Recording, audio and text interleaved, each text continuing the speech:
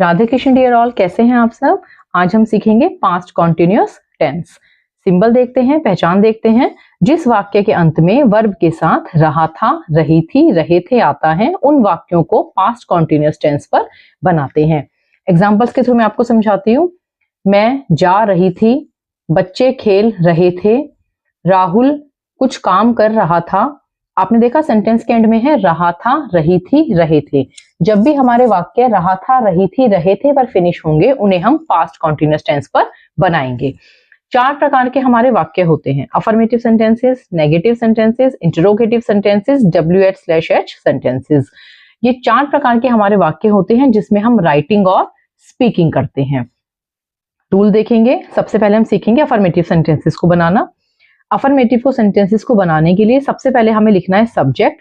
Subject के बाद was या वर, इन दोनों हेल्पिंग वर्ब में से कोई एक वर्ब आएगी। उसके बाद वर्ब की फर्स्ट फॉर्म में आपको आईएनजी ऐड करना है। जब हम वर्ब की फर्स्ट फॉर्म में आईएनजी ऐड करते हैं तो उसे हम वर्ब की फोर्थ फॉर्म कहते हैं। उसके बाद हमें ऑब्जेक्ट लिखना है।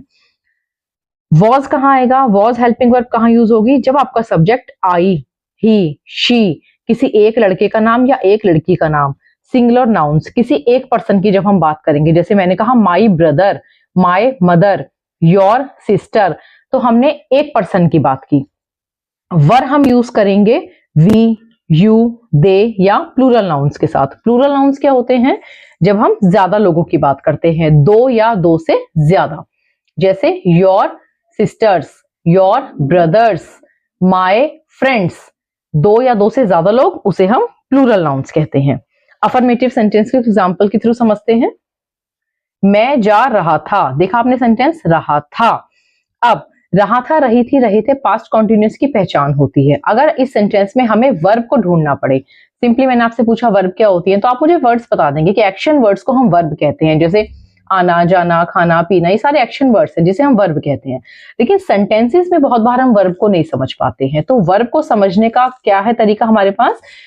जब भी हमें सेंटेंसेस की पहचान देखनी है, सेंटेंस के एंड में जो भी सेंटेंस की हमारी पहचान है, जैसे रहा था, रही थी, रहे थे हमारी पहचान है, इससे पहले वाला जो हमारा वर्ड होता है वो हमारी सेंटेंस की वर्ब होती है। बिल्कुल सिंपल सा वे है वर्ब को समझने का।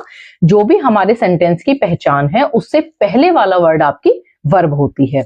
मैं जा रहा था, आई के साथ हेल्पिंग वर्ब वॉज के बाद हमने वर्ब की फर्स्ट फॉर्म में आईएनजी ऐड कर दिया, आई वॉज गोइंग। बच्चे पार्क में खेल रहे थे, द चिल्ड्रन प्लूरल नाउन है, ज्यादा के साथ हमें हेल्पिंग वर्ब वर लिखनी है। The children were play, first form में आईएनजी ऐड कर दिया, playing. The children were playing in the park. इसे हम पार्क नहीं कहते हैं, इसे हम पार्क कहते हैं, आर इसमें साइलेंट होता है। राहुल 10 बजे सो रहा था, राहुल 10 बजे सो रहा था।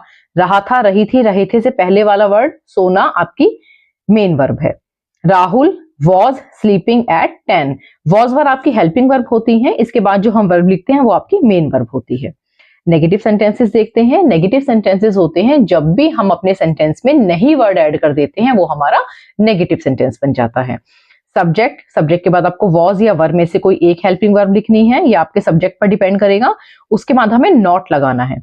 नॉट के बाद सिंपल वर्ब की फर्स्ट फॉर्म में आईएनजी ऐड करेंगे, उसके बाद हमारा ऑब्जेक्ट। एग्जांपल्स देखते हैं।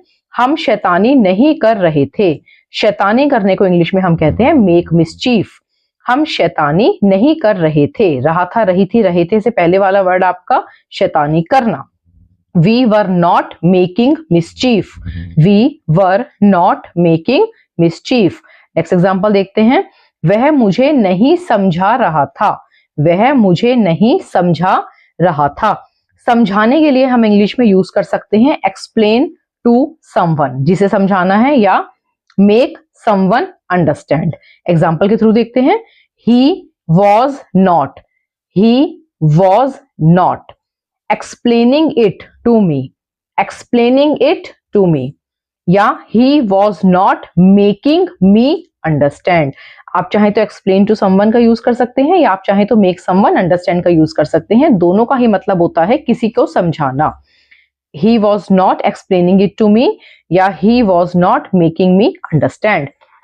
नेगेटिव का नेक्स्ट एग्जाम्पल देखते हैं हम। मैं सो नहीं रहा था, I was not sleeping, I hope negative आपको क्लियर है। अब हम नेक्स्ट टाइप के एग्जांपल पे चलते हैं जिसे हम कहते हैं इंटरोगेटिव सेंटेंसेस। इंटरोगेटिव सेंटेंसेस क्या होते हैं? इंटरोगेटिव सेंटेंसेस हमारे क्वेश्चंस होते हैं। कौन से क्वेश्चंस होते हैं? ये सिर्फ और सिर्फ क्या वर्ड से स्टार्ट होते हैं। इसमें क्या के अलावा कोई और क्वेश्चन वर्ड कभी भी नहीं आता है। इंटरोगेटिव सेंटेंसेस को बनाने के लिए सबसे पहले हमें वॉज या वर कोई एक हेल्पिंग वर्ब लेनी है। उसके बाद सब्जेक्ट, वर्ब की फर्स्ट फॉर्म में आईएनजी ऐड कर देंगे जिसे हम वर्ब की फोर्थ फॉर्म कहते हैं। उसके बाद ऑब्जेक्ट एंड में क्वेश्चन मार्क, क्योंकि हम क्वेश्चंस बना रहे हैं। एग्जांपल्स देखते हैं। क्या आप उसे परेशान कर रहे थे? परेशान करने को इंग्लिश में बॉदर कहते हैं, BOTHER, bother. Were you bothering him? Were you bothering him? क्या कोमल लिख रही थी? Was Komal writing? नाम है, नाम के साथ वॉज आता है, वॉज कोमल राइटिंग। क्या बच्चे शोर मचा रहे थे? शोर मचाने को मेक नॉइस कहते हैं। Were the children making noise? Were the children making noise. आपने चीज गौर की, हमने इंटरोगेटिव बनाया है और सभी सेंटेंसेस जो है हमारे सिर्फ और सिर्फ क्या वर्ड से स्टार्ट हुए हैं। अब हम नेक्स्ट टाइप सीखते हैं। This is called WH/H sentences. WH/H क्या होता है? हमारे जो क्वेश्चंस होते हैं बेटा वो दो टाइप के होते हैं। एक होता है इंटरोगेटिव सेंटेंसेस और एक होते हैं WH/H सेंटेंसेस। इंटरोगेटिव वाले क्वेश्चन सिर्फ और सिर्फ क्या वर्ड से स्टार्ट होते हैं और WH/H में क्वेश्चन के सारे वर्ड्स आते हैं। कब, क्यों, कहां, कैसे, कितनी बार, कहां तक। WH मीन्स जो भी क्वेश्चन वर्ड W से स्टार्ट होते हैं, what, where, why, when, etc। H means जितने भी क्वेश्चन वर्ड H से स्टार्ट होते हैं, how, how many, how much, how often. सबसे पहले आपको WH का वर्ड लिखना है, उसके बाद आपकी हेल्पिंग वर्ब आएगी, सब्जेक्ट, वर्ब की फर्स्ट फॉर्म में ING प्लस ऑब्जेक्ट एंड में क्वेश्चन मार्क। एग्जांपल देखते हैं। आप उस समय क्यों सो रहे थे? उस समय को हम इंग्लिश में एट द टाइम कहते हैं। आप उस समय क्यों सो रहे थे?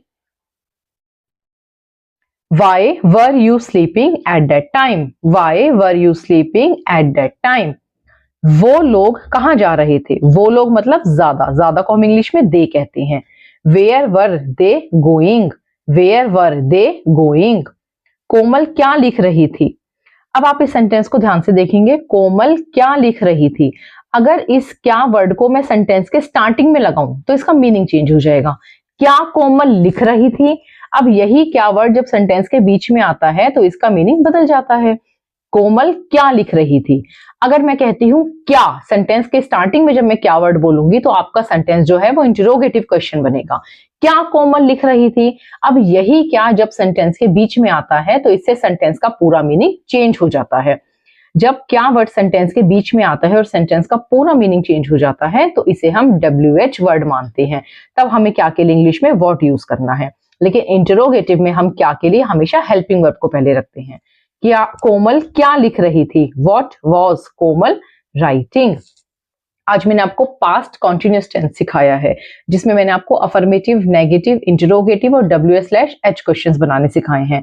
आई होप कंसेप्ट आपको क्लियर है, लेकिन अगर फिर भी कहीं कोई प्रॉब्लम आप फेस कर रहे हैं तो प्लीज आप कमेंट कीजिएगा। मैं कोशिश करूंगी आपके कमेंट्स का जवाब देने की। Thank you so much.